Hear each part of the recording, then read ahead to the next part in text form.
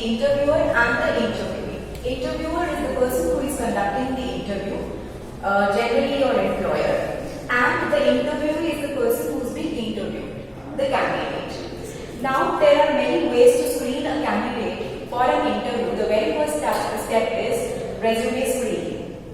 So a resume is a powerful tool. It acts as a bridge between the interviewer and the interviewee. So it is very important to design your resume according to the job profile, job description. So first of all, read the job description carefully. Focus on the skills that are required for that particular job and improvise your resume according to the particular job position. So let us first of all discuss what are the do's and don'ts of a resume. The very first thing that is there on your resume is your career objective. Your career objective should be short, crisp, and must be to the point. As a fresher, you should not promise anything big. Then comes your educational qualifications.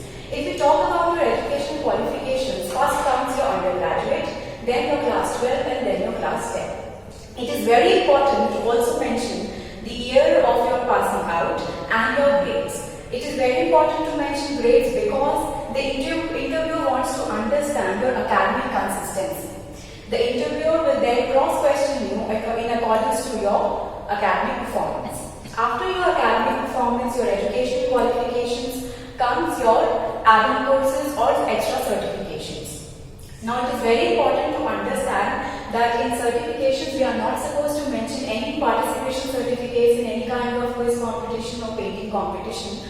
Certifications will generally revolve around your professional skill set that you have acquired through some institute.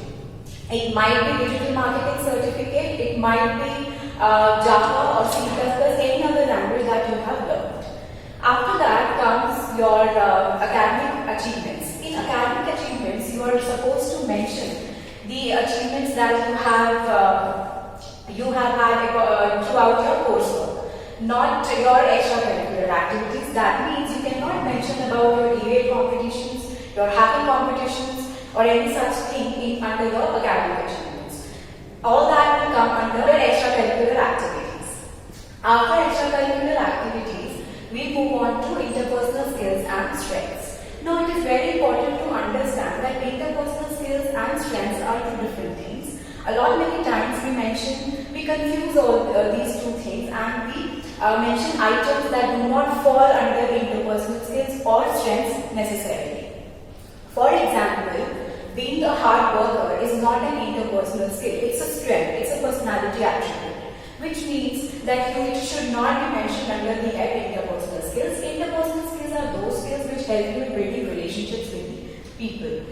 So that means under interpersonal skills you can mention about your team play skills, your leadership skills, and under strengths you can mention about your dedication, your problem solving skills and such. And then if you talk about hobbies and interests, it is important to understand that these two things are also different from each other. Hobbies are the things which you like to do in your free time to refresh your mind, and interest is something that you like to explore more about, read more about, and have an understanding of. For example, cricket sports might interest me, but it might not be my hobby. Whereas hobbies are automatically also our interest. For example, reading. Reading is a hobby, it is not an interest. Then if we talk about traveling, if you have mentioned traveling in your resume and under the head hobbies, it is important to understand that traveling and trip are two different things. Traveling is something when you are going to some different new places every now and then to explore the culture, food, and things like that. While trip is something that you take once in a while just to refresh your mind. In the same way, reading. Reading is an activity, if you are considering reading as a hobby, please understand that you cannot mention reading as a hobby if you have read if the last book that you read was 4 years ago. And also you cannot say that reading is your hobby if you are mentioning that the book I read is, so for example, say The Monk Who Sold His Ferrari, and you are not aware about the author. So whatever you are mentioning on your resume should be justifiable. Each and every item on your resume should reflect your own personality, and that is why it is important to devote a good amount of time to design your resume. So today's activity is going to revolve around resumes, wherein I will distribute a set of resumes to all of you. What you have to do is you have to shortlist the resume on the basis of certain parameters. It might be their technical skills, it might be the interpersonal skills, maybe their qualification, their academic performance is extraordinary. So as per your requirement, you have to shortlist the candidate and then interview them. So let us move on to the activity.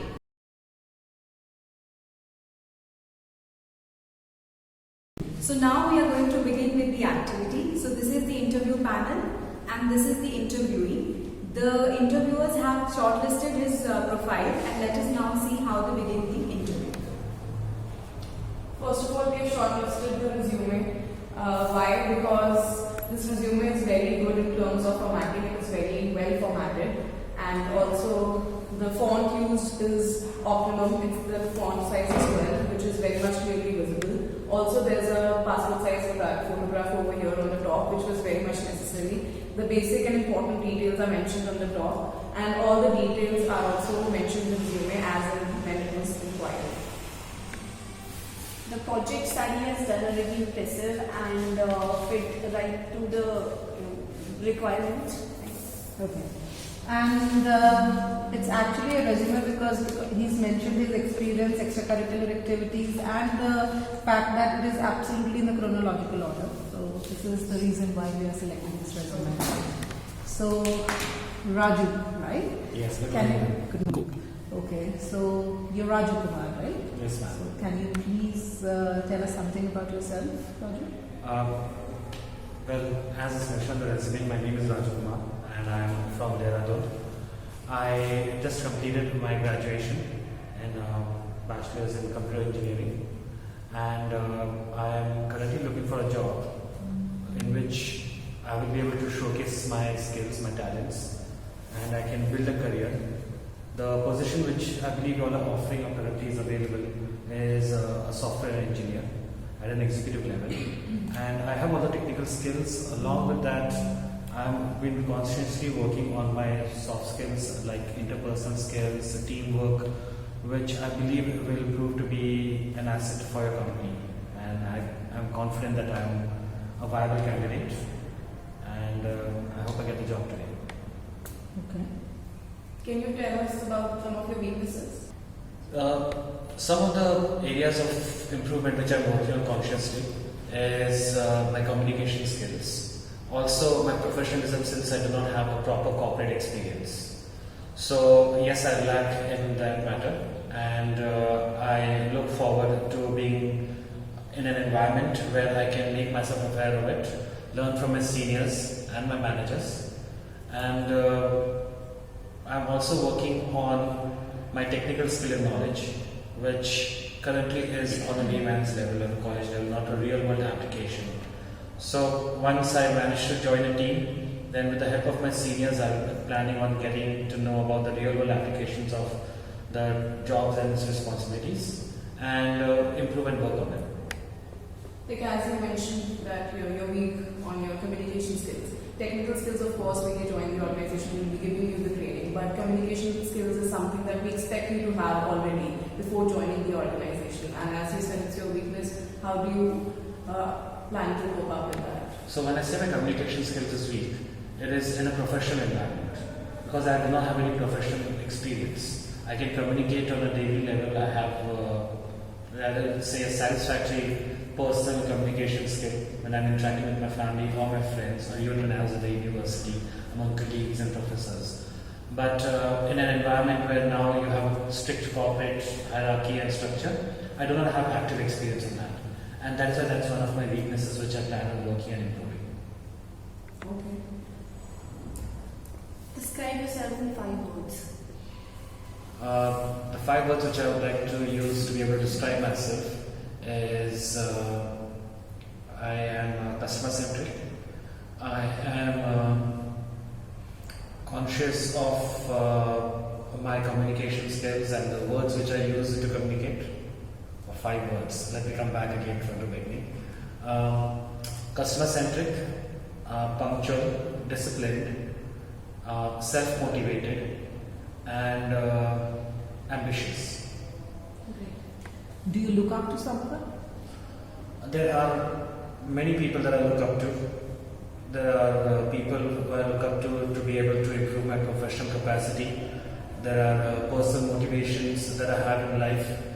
It comes from any task that I see someone doing better than me, and that itself that person becomes a motivation to me. Okay. So do you believe in hard work or smart work? It has to be a combination of both. When you're looking at smart work, it shows your ability to be adaptable, flexible, and creative. And hard work shows that you're disciplined in it. Sometimes you need repeated, consistent hard work to be able to improve your performance. And sometimes you have to follow instructions and you have to go through the rigorous, disciplined schedule and lifestyle to be able to improve your performance. However, on the other end, it's more evident and present now than ever before, where our creativity and adaptability is also very important in the duties that have been assigned to us. Great. Thank you. Let me put forward a situation in front of you. Imagine that you have signed a project and on the last day of the project when you have to submit it, you fall sick. What will you do in this situation? I would have ensured beforehand that when I'm working on the project, I'm giving daily updates, periodic updates to my senior and my manager. And he would have had the last update and would not be absent without it, or an update would not be absent for a long time. Also, I would keep in touch with my manager, inform him in real time of the reason why I'm not keeping well. And in such scenarios, I'm sure the manager would have ensured that there's a backup always ready. So, as much possible, I would support from home, be available on calls, be available on Skype video calls if required, send emails if required. However, physically not being present in the office, I would ensure that in spite of that, the task is not hindered and the project is still submitted and meets the deadline. Okay, that's good.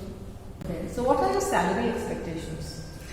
Currently, the industry standard expectations, which any executive at the beginning as a fresher would receive, I am expecting that much. If I did my research right, I believe it will be somewhere around 30 to 35,000 per month for the software executive role in your organization with the reputation and goodwill that you have in the market.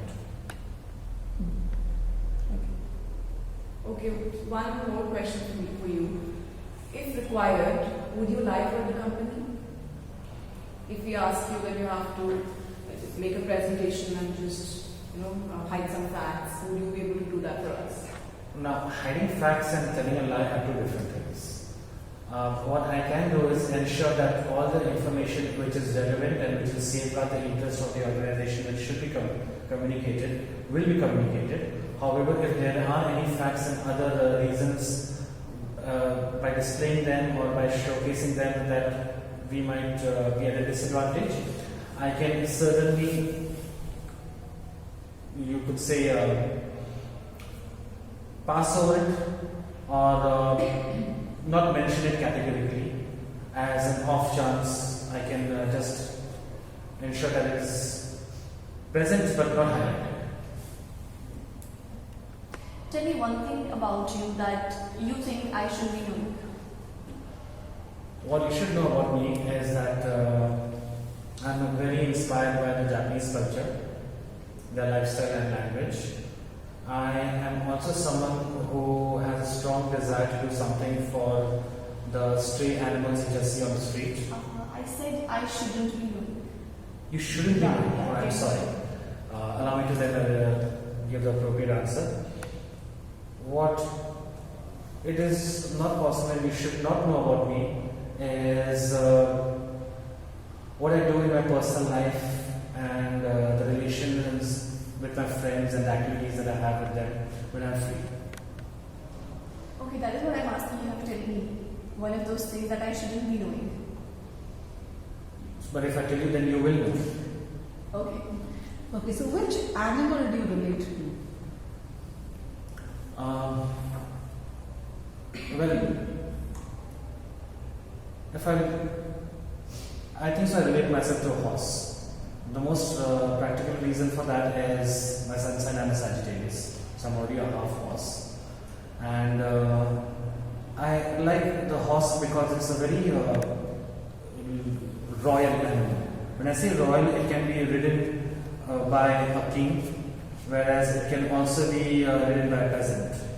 It is an animal which can work in the fields and give joy rides to children, but it's also and pull carts and great carriages. But it's also an animal which you can ride into a battle, and then you can trust your life with. So I think so. The horse is the animal that I relate myself to the most.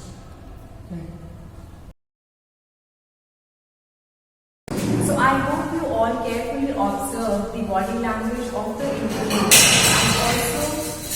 and also listened to the questions that were asked by the interviewer. A few observations that I was able to make, and the feedback would be that first of all, it is very important to make a genuine eye contact with the interviewer. As in the beginning, I told that an interview is a one-on-one conversation between the interviewer and the interviewee, which means that eye contact is very important. Otherwise, it may seem that the interviewee is not really interested in the conversation. Then the second thing is that your attire should be appropriate for the interview. You should be formally dressed up. You should be wearing a tie, a proper, clean, well-ironed shirt, and your body language should be formal enough. As in, you should sit straight. Your attention should entirely be towards the interviewer, as we saw that the interviewee was not able to understand the question and he's answered something else. For example, when the interviewers asked him about one thing that they should not be knowing about him, he answered what they should know about him, which means it is very important to focus on the questions that are being asked by the interviewer. Otherwise, the responses will not be as expected. Then, conversation. You should be conversing with the interviewer, which means that there should be a nice flow of information with both the ends. Conversation. As I told before, and I am repeating myself again, that an interview is supposed to be a conversation, which means you are not supposed to go there and recite a few Maghrib lines. You must be talking to the interviewer rather than talking at him. Then comes your facial expressions. Your facial expression should be warm, give a warm vibe to the interviewer, smile at times. By smiling, I do not mean grinning, only a genuine, pleasant smile, so that it appears that you are really interested in the conversation and you really want them to know more about you. So that is it for the feedback part. I hope you all were able to understand what the interview is all about, what kind of questions are asked in the interview, and how you're supposed to answer them. I would also like to share with you a few set of questions that might be asked in an interview.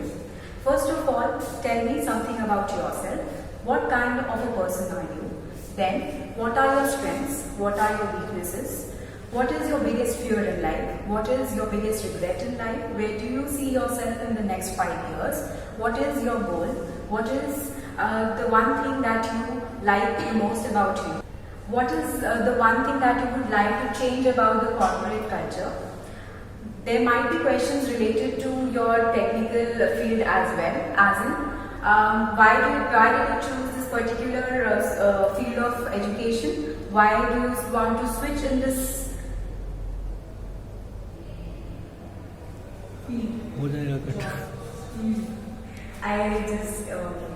You might also be asked, where do you see yourself in the next 5 years? And a lot many times students, they answer that in your position. Let me tell you that this is the wrong answer. Never say in your place, because if it gives a negative vibe about you, and why will someone hire you to give their position to you? So it is better to come up with a smarter answer. You may say that maybe 5 years down the lane I would like to work upon my skills and I would definitely be at a better position, rather than saying that I will be in your position. Then there might be questions which might be relating to your psychology. They might ask which color do you associate with the most and why? Which animal do you associate with the most and why? They might also ask you what is your philosophy about life? Which is the one thing that you swear by in your life? Something such questions can be asked, and it is important to understand that you have to prepare for these questions, but you are never supposed to learn a few lines and then go and recite those lines, because then it doesn't sound like a conversation, it just sounds like a recitation.